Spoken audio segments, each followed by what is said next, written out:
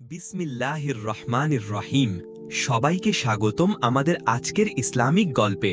আজ আমরা শুনব ইরাকের একটি ছোট্ট গ্রামের দুজন প্রতিবেশীর গল্প। একজন দয়ালু কিন্তু গরিব, অন্যজন ধনী কিন্তু কৃপণ। তাদের মধ্যে কি ঘটেছিল, কিভাবে আল্লাহর রহমত একজন গরিব মানুষকে সম্মানিত করলেন, চলুন দেখে নিই। ইরাকের একটি ছোট গ্রামে থাকতেন সালেহ। তিনি খুবই গরিব ছিলেন, কিন্তু তার হৃদয় ছিল বিশাল। তিনি হালাল উপার্জনের জন্য দিনরাত পরিশ্রম করতেন। তার সামান্য আয় থেকেও তিনি প্রতিবেশী, পথচারী এবং এমনকি পশু পাখিদের সাহায্য করতেন। আল্লাহর উপর তার অগাধ বিশ্বাস ছিল। সালেহকে একটি ক্ষুধার্ত কুকুরকে খাবার দিতে দেখা যাচ্ছে। সালেহ মৃদু হেসে, খা, আল্লাহর নামে, আজ আমার যা আছে তা দিয়ে আমি তোমার ক্ষুধা মেটালাম। আল্লাহ চাইলে আগামীকাল আমারও রিজিক আসবে। সালেহের পাশের বাড়িতে থাকতেন কারিম। তিনি ছিলেন অত্যন্ত ধনী, কিন্তু তার হৃদয় ছিল পাথরের মতো কঠিন। তিনি কখনো কাউকে সাহায্য করতেন না, এমনকি জাকাতও দিতেন না। তার ধন সম্পদ নিয়েই তিনি দিন কাটাতেন। একজন গরিব মহিলা কারিমের দরজায় এসে সাহায্য চাইলেন।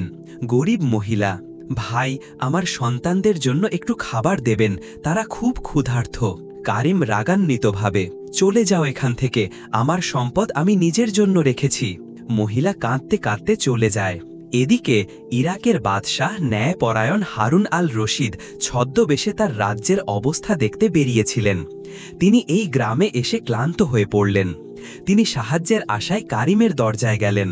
বাদশাহ কারিমের দরজায় টোকা দিয়ে বললেন, বাদশাহ ছদ্মবেশে, ভাই, আমি একজন পথিক, ক্ষুধার্ত, একটু খাবার পেলে উপকৃত হতাম। কারিম রাগান্বিতভাবে, আমি কাউকে সাহায্য করি না, চলে যাও। বাদশাহ সালেহের বাড়ির দিকে যান।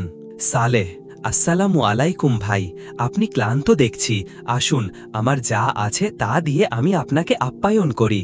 সালেহ তার শেষ রুটি ও পানি বাদশাহকে দিলেন। বাদশাহ আশ্চর্য হয়ে, আপনার নিজের জন্য কিছুই রাখলেন না? সালেহ হাসি মুখে, আল্লাহ আমার রিজিক দাতা, তিনি আমাকে আরও দেবেন ইনশাআল্লাহ। বাদশাহ সালেহের দয়ালুতা ও আল্লাহর ওপর ভরসায় মুগ্ধ হলেন। তিনি নিজের আসল পরিচয় দিলেন এবং তাকে পুরস্কৃত করার সিদ্ধান্ত নিলেন।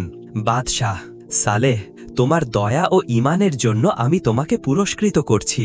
এই নাও, এই সম্পদ দিয়ে তুমি তোমার জীবন সুন্দর করো এবং অন্যকেও সাহায্য করো। কারিম দেখে ঈর্ষান্বিত হল। কারিম, মহামহিম, আমিও আপনাকে সাহায্য করতে পারতাম। বাদশাহ কঠোরভাবে, যে নিজে দেয় না আল্লাহ তাকে দেন না। তোমার সম্পদ শুধু তোমার জন্য অভিশাপ হয়ে থাকবে। সালেহের দয়া তাকে সম্মানিত করল, আর কারিমের কৃপণতা তাকে লজ্জিত করল। এই গল্প থেকে আমরা শিখি, দয়া, হালাল রিজিক এবং আল্লাহর ওপর ভরসা একজন মানুষকে পৃথিবী ও আখিরাতে সম্মানিত করে। রাসূলুল্লাহ সাল্লাল্লাহু আলাইহি ওয়াসাল্লাম বলেছেন, দান করলে সম্পদ কমে না, বরং বাড়ে। সহিহ মুসলিম। আল্লাহ আমাদের সবাইকে দানশীল ও পরোপকারী হওয়ার তৌফিক দিন, আমিন।